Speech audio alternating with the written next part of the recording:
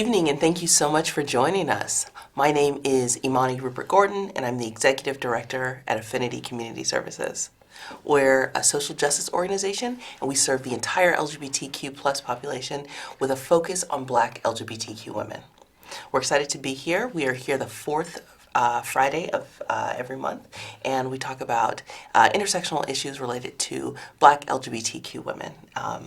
So today I'm sitting here with Aisha Davis. Aisha is the Vice President of the Affinity Board of Directors, and you may recognize her. She is a Can TV favorite. Aisha and I love to do this show together. It's always fun. It is always fun. And your mother thinks we look like sisters, which I think is super cute. It's so whatever. Hi, Mom. So let's jump right in. Yeah. So this Pride is the 50th anniversary of Stonewall. It is. And so I wanted to have a conversation about Stonewall and sort of like the larger LGBTQ plus liberation, specifically as it has to do with Black people. Yeah. So yeah, I remember, and I talked about this on this show before, but I remember when I first found out about Stonewall, it wasn't the way that I thought that it would have been. You know, I remember I was sitting in class, I was in college, and I was thinking about this woman that I was dating, the first woman that I was dating, and I was realizing that I didn't know anything about the history of LGBTQ people. I didn't know what civil rights looked like, any sort of movement, nothing. And I went home and I did research, and I was like, you know, I wonder if it says I really wasn't paying attention, but as soon as something jogs my memory, it's going to come back. And I realized that I didn't know anything, that no one had ever taught me anything, that I hadn't gone and looked anything up. And I had to do a lot of research then, trying to figure that out. And so I'm wondering, for you, when did you first hear about Stonewall, the Stonewall uprising or Stonewall riots? And what was the context that you heard that in or thought about it? Yeah, so very similar to you, the first time that I even thought about Pride events or like LGBTQ movement at large was in undergrad, and I was at Washington and Lee University in Lexington, Virginia, which is not a hotbed of LGBTQ rights movement work, but I went to an outlaw drag show. And it was amazing. And then there were all these people around me who had come from big cities and I had all these experiences. And they were talking about things that I had no clue about. I heard all kinds of things that I was like, oh yeah, you know, like nodding along because you're like, oh yeah, of course I know about that. So I went home and I did what they tell you not to do in a school. I looked on Wikipedia. And I followed all those internal links and I scrolled to the bottom and found all the source material, and I found out about Stonewall that way. No one at that event said Stonewall directly from what I can remember, but when I started digging, like I went down the wormhole of the internet finding out about this riot that happened, the like subsequent marches and parades that happened. So it really did feel like a self-education, and it's fascinating because like this is the 50th anniversary of Stonewall today. But just this year in Illinois, we just passed a law about having an LGBTQ inclusive curriculum in public schools. So hopefully that means that all the young people in school right now will know about Stonewall. They won't have to worry about Wikipedia. They won't have to like find out about it by independent research. We're going to have to have these conversations in school, which one means that I think young LGBTQ people who are still questioning their identities, who are still wondering about things, they don't have to think that they don't exist. They know that they exist in history. Yes. And that's a huge important part of forming your own self-identity. So I think that that's awesome. And what a way to celebrate the 50th anniversary, honestly. Like Illinois is celebrating it in such a fabulous way. I agree. I also think it's nice too to know that you're going to get some accurate information. Yes. Because when I went and did my research, I remember at the time that I did it, I heard a lot about oh, I cannot think of her name right now.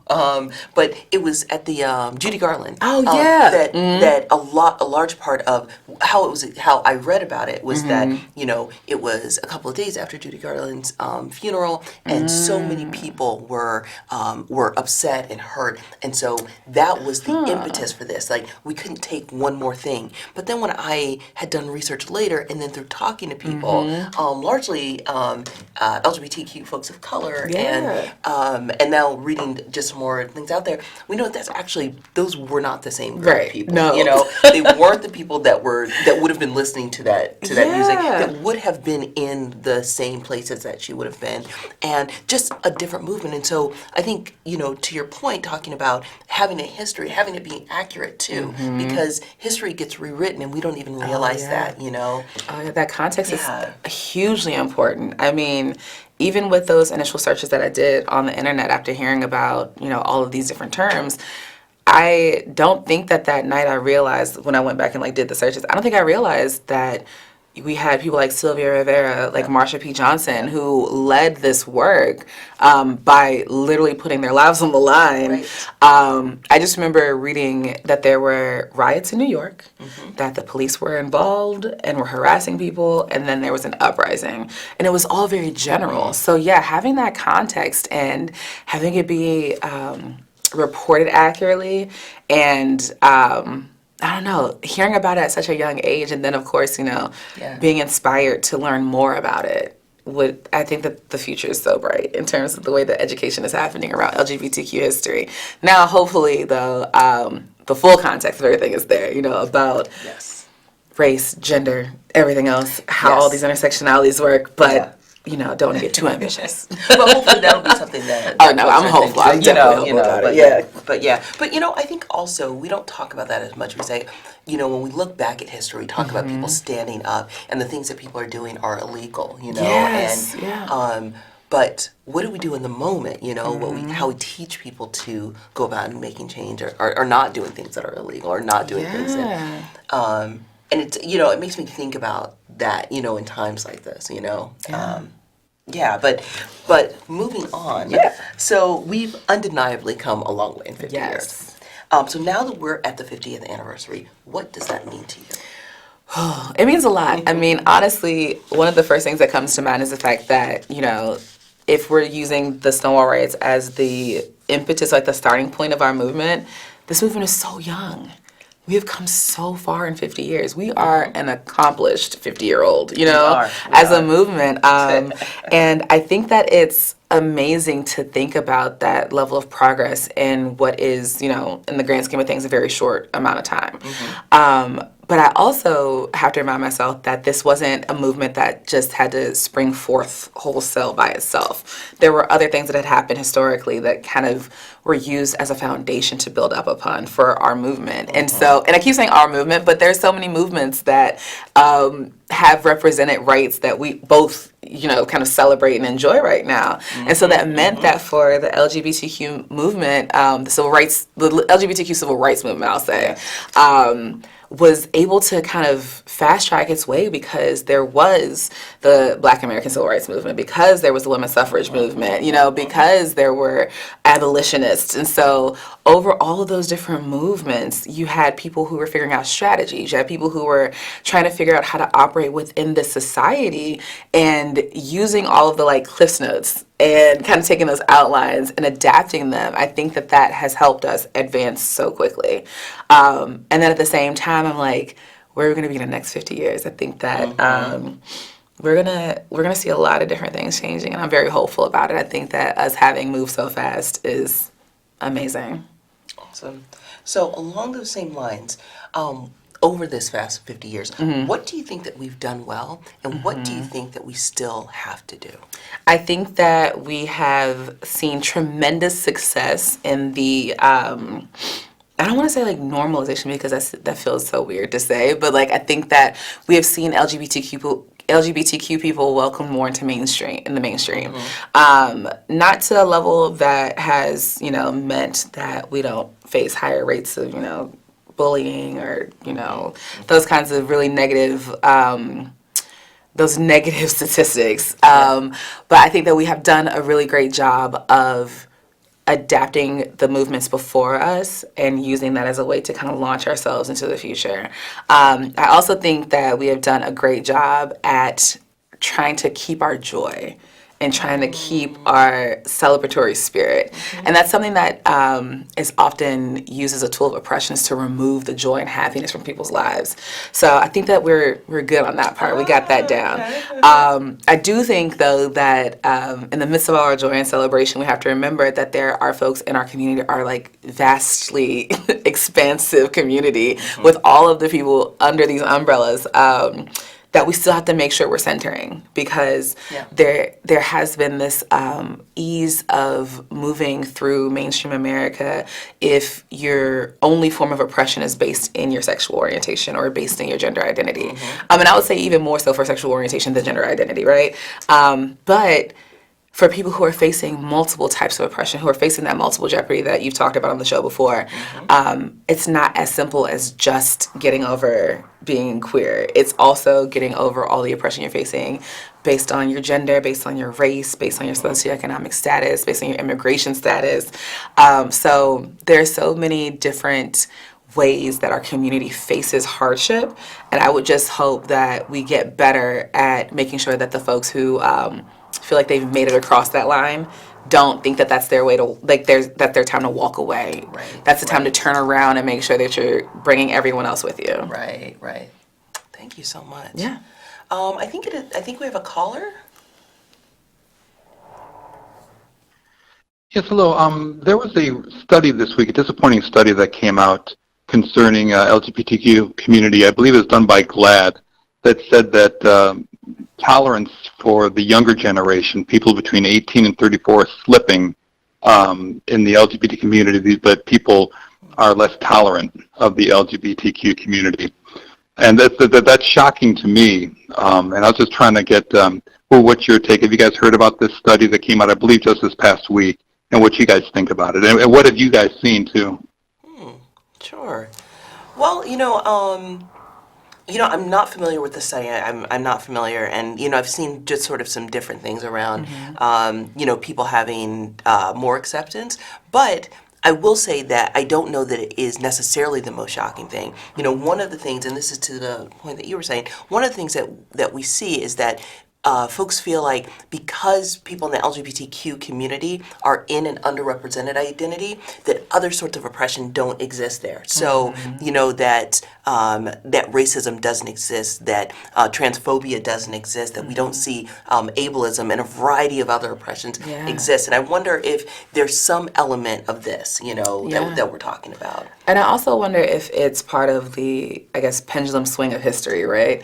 I think that with a lot of communities that have faced oppression, when there is that first level of representation that they achieve, there's almost this kind of putting up of hands of other people outside who are like, okay, you got that, that's it, that's all you need. And then any further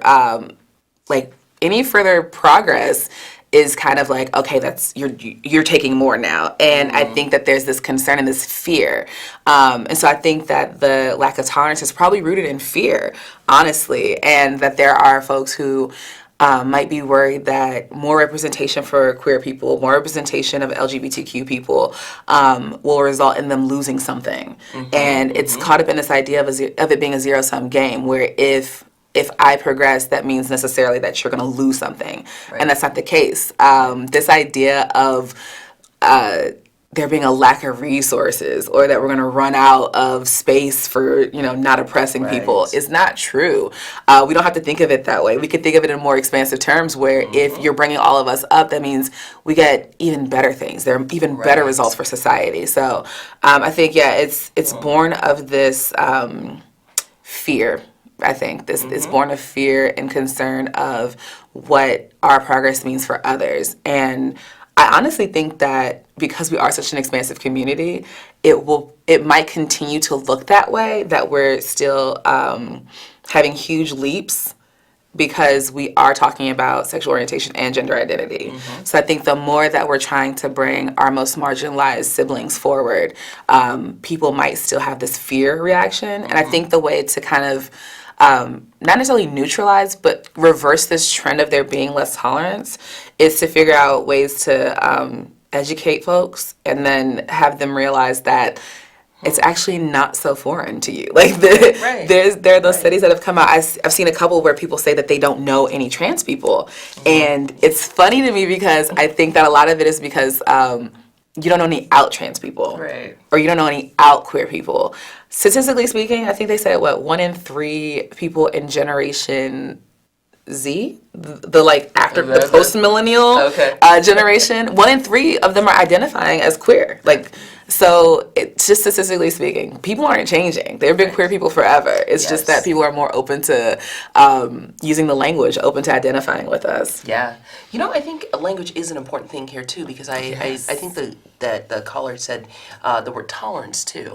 Yes. And I wonder if there's something embedded in that, you know, because that's not a term that I use necessarily, and it's, you know, because I don't expect to be tolerated. I actually expect to be treated a great deal better than Yes. that, you know? And I wonder if that was the language that was being used too.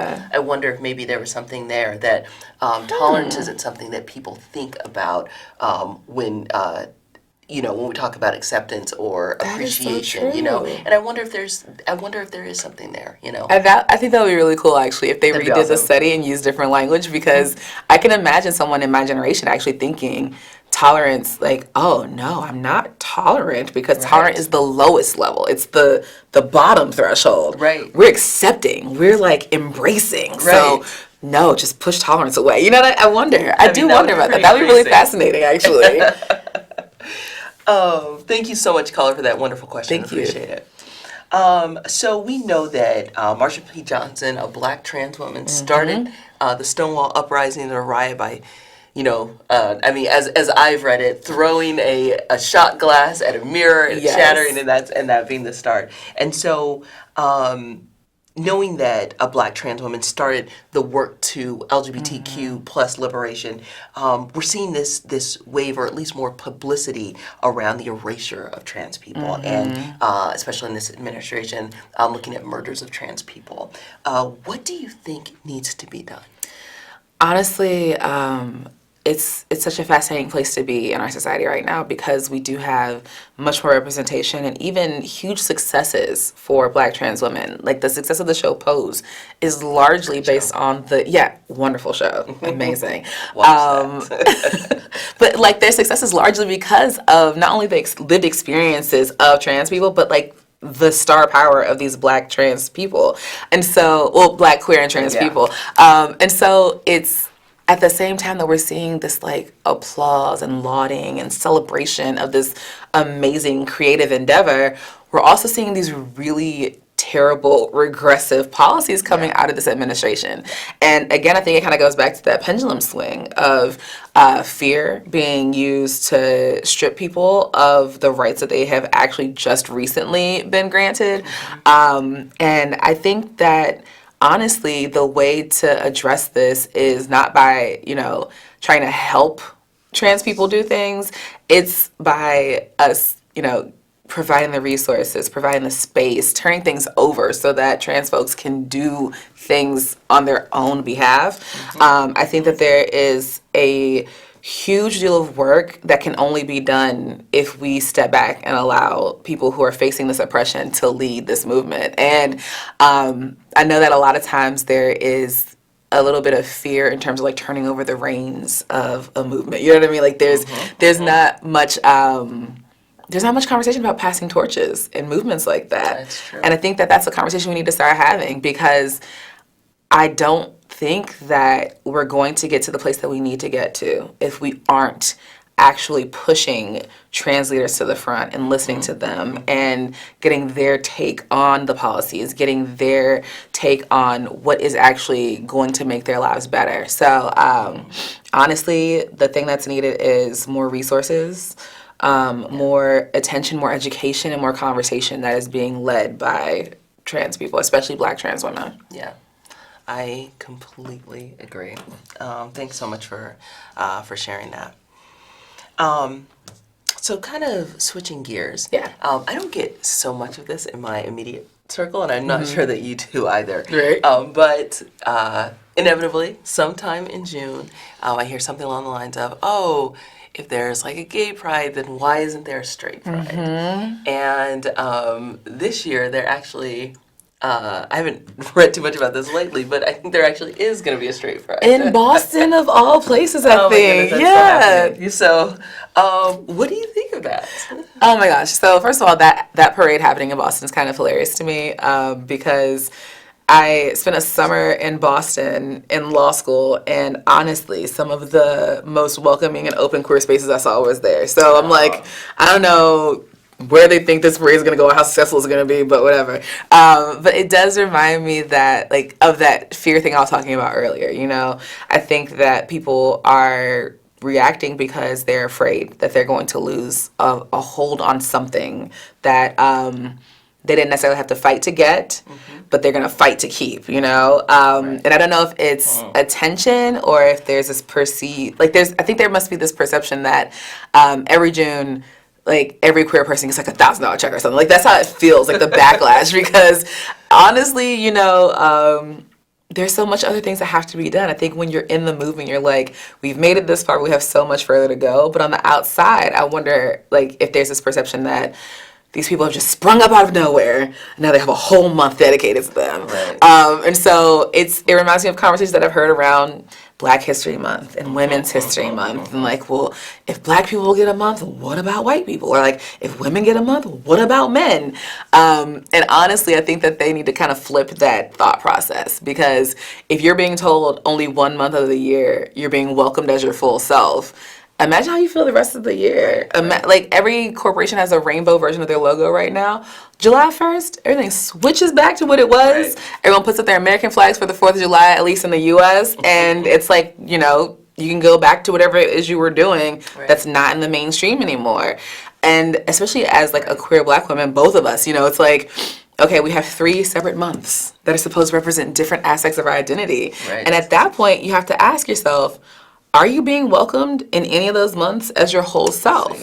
I saw a couple really interesting articles this year talking about Juneteenth and the importance of that date, and it happening during Pride Month, and it being this really cool overlap for a lot of Black queer people. But it's still not as, like, widely known about. Right. I remember telling people that I was going to take Juneteenth off as, like, a holiday for myself, and they turned to me and they're like, what's Juneteenth? And so for me, it's a really cool overlap and a very wonderful, like, collision of worlds. But for other people, it's still just, like, an anomaly. They don't know what it is or what it means. So, yeah, I don't know. I mean, I guess at some point we'll get to an intersectionality month where we can both be our whole full selves. I don't know. But, yeah, it's definitely fear. It's got to be that. And you know, if you want to, the people who are planning that straight pride parade, if you want just 1 month where you can only be out and straight, and you flip it and we get the rest of the other 11 months, I don't know. We got to go back to the LGBTQ caucus and, like, vote on it. But I think that we'd happily trade it if it meant that our issues got the forefront for 11 months and only 1 month we didn't, right? I mean, I've been doing, Pride Month is always a very, very busy month for Affinity. And, you know, I've done so many trainings this month. And it's not that these trainings couldn't happen at any other time, you know. And I wish they did, honestly. You know, certainly it would make my June a little bit easier. But, but it does matter, you know, LGBTQ people exist all through the year, you know. We're still here. Exactly. And it's also funny because I saw someone posting about it, and they're like, because they work in a queer organization, and they're like, you know, I wonder sometimes if I just delay these meetings and push them out to, like, November. Or if someone wants to sponsor something and I'm like, can you call me back in February? Right. You know, if that would work. Because you're right, it requires a tremendous deal of effort and energy for 1 month. And most of the people I know who work for organizations that are rooted in LGBTQ liberation, they are so burned out by the end of the month because you're expected to squeeze everything in those 30 days. So, yeah, let's spread it out. We're tired. We gotta take a vacation, you know? Right? We're almost out of time here, but I wanted to ask you. You were saying that you had a friend that you saw on social media, and I was wondering if you could share that interaction. Oh my gosh! So one of the really cool things about Pride Month is this representation and visibility that happens. And today I was on Facebook, and one of my really good friends, Professor TJ Talley, who is now at University of California. I don't know which one. I believe. Y'all have so many campuses in California. But anyway, he's currently in New Zealand at a conference, and he said he finished a panel, and someone came up to him. This woman came up to him and kind of like put her face on his face and looked at him and is like, "Are you Two-Spirit?" And he's like, "No, I identify as black and bi, but no." And in the middle of saying this, she's like, "No. You are." And, I walked in the room with my daughter, and we're both Two-Spirit, and we saw you, and we felt this kinship. And so, welcome, and, you're seen. And they had, a short conversation, and when he left, he speaks fluent Zulu. So he, left and, said something back to her, and she was like, "I like that." And so it was, this really beautiful moment to read about. And actually, it was really amazing to read it early in the morning because it felt like a really cool thing to think about on the anniversary of Stonewall, right? Mm-hmm. This idea of visibility and what it means. And sometimes there can be an opportunity for you to be seen and you don't even know it. And you can be seen in ways that you don't even see yourself yet, right? Not to say that my friend's gonna start identifying as Two-Spirit, but that someone came into a space and saw him and was like, kinship, just felt this connection. I think that that's huge and beautiful. And I'm sure that when I was growing up, there were people who saw me and were like, yeah, there's something here. I see you. And knowing that you can be seen and not have to broadcast and not have to say it and just walk into a space and feel that welcoming and that acknowledgement of yourself is awesome. And I feel like that's a really cool way to think about pride. It's a way for you to be seen and walk into spaces and not have to worry about this kinship. And right. For young folks, especially LGBTQ young people, if this is the first time you're going out and doing any events, being able to walk into a space and you don't even know how you want to identify. You don't even know where you fit in all these different categories that are within the community, right? But someone might come up to you and be like, "I see you." I think that's such a lovely story. Thank you so much for sharing it. And I think, one thing that you had said before that I thought was really great, I asked if, did he like that? Because that's not how he identified. And you said that he said that it felt like a gift he didn't ask for. Yeah. And I just thought, what a wonderful thing. Because it's one thing for someone to say they see you, and for you to say, no, that's not me. But it's something else for someone to say, "I see you," and then you're like, I think that could be me, or I think that is. And I think that's what you're getting at. I just love that. So thank you so much for that amazing story. Thank you, TJ. Yes, thank you, TJ.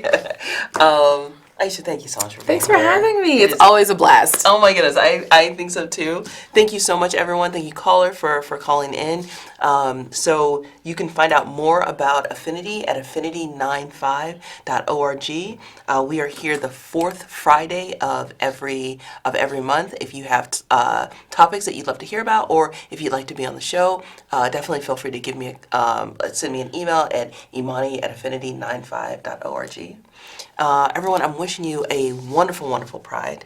Have fun, be safe, and if you had half as much time watching this show as we had making it, then we had twice as much fun making this show as you had watching it.